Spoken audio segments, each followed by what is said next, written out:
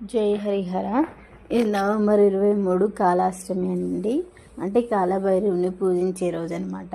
ఆ రోజు కంపల్సరీగా అందరూ కాలభైరవుని ఇష్టంగా భక్తితో పూజించడానికి ఈ టైంను చూసుకోండి. ఎందుకంటే మనకి తెలియని ఎన్నో గండాలు వస్తూ ఉంటాయండి. అలాంటి వాటిని తొలగించేది ఆ తండ్రి. అంటే అనుకోకుండా జరిగే యాక్సిడెంట్స్ కానీ లేదా గండా అంటే రిలీషన్ మారుతూ ఉన్నప్పుడు వస్తూ ఉంటాయన్నమాట. అలా ఇలాంటి గండాలను తొలగిస్తూ ఉంటాడు. అలాగే కంపల్సరీగా కుక్కలకి నైవేద్యం స్వీట్ ఏదైనా పెట్టాలన్నమాట. అలాగే 3 సార్లు కాలభైరవ అష్టాన్ని చదువుకోవాలి. ఓం నమో కాలభైరవాయ అనేది 108 సార్లు మంచిగా అంటే ఎక్కువగా జపంలాగా చేయడం వల్ల మంచి జరుగుతుంది. అంతేకాకుండా ఇంకా ఏంటంటే కాలభైరవుడికి 4 ఒత్తులు అంటే 4 డైరెక్షన్స్లో దీపం వెలిగించాలన్నమాట. అలా వెలిగించడం వల్ల మనకి దిష్టి దోషాలు అనేవి, నెగిటివ్ ఎనర్జీస్ ఇలాంటివి ఉన్నాయి పోతాయి అన్నమాట.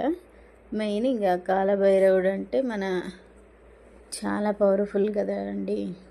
అందుకని అంటే దాన్ని గండాలను తొలగించే ఆయన తోడు ఎక్కువగా ఉంటే కష్టాలన్నిటిని తొలగించి కాపాడేవాడు అని అర్థం అన్నమాట.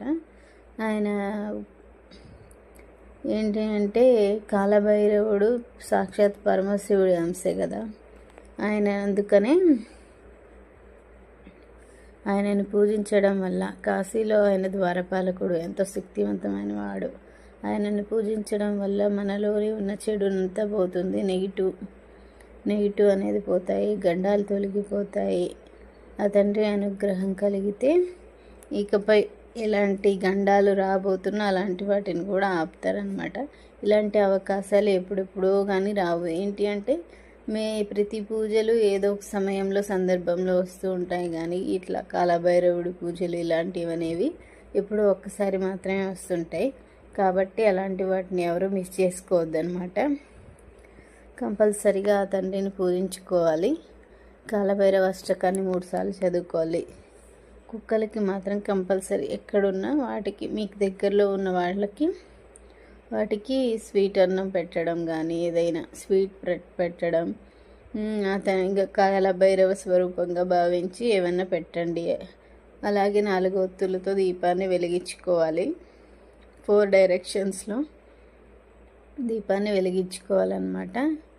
ఆ రోజు 20th ఆ రోజు మొత్తం ఆ కాలభైరవుని స్మరించడం వల్ల మనకి చాలా మంచి జరుగుతుంది. అని తెలియని గండ